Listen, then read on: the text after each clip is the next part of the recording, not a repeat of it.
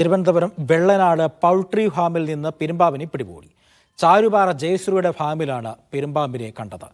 പരുത്തിപ്പളം വനം വകുപ്പ് സ്ഥലത്തെത്തി പാമ്പിനെ പിടികൂടി.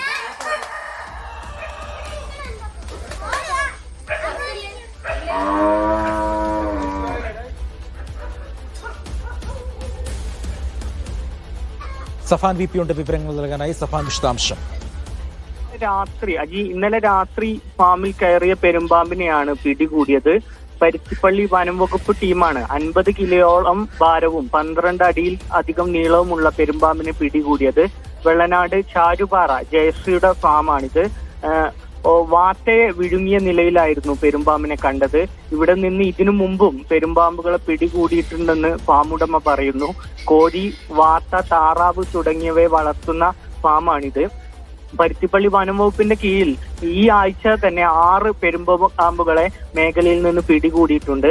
വെള്ളനാട്, മുളയം, വിതുര, മൂന്നാംകല്ല് ഭാഗത്ത് നിന്നും വീട്ടിൽ നിന്നാണ് കഴിഞ്ഞ ദിവസം പെരുമ്പാമ്പുകൾ പിടികൂടിയത്. മഴ തുടങ്ങിയ സാഹചര്യത്തിൽ മലയോര മേഖലയായ ഇവിടെ പെരുമ്പാമ്പുകളുടെ ശല്യമുണ്ടെന്നും നാട്ടുകാരുടെ പരാതിയുണ്ട്. ഏതായാലും പിടികൂടിയ പെരുമ്പാമ്പിനെ ഉൾവനത്തിൽ വിട്ടിട്ടുണ്ട്. അജി കുഞ്ഞുമോൻ. ശരി, വി പി സഫാനാണ് വിവരങ്ങൾ നൽകിയത്.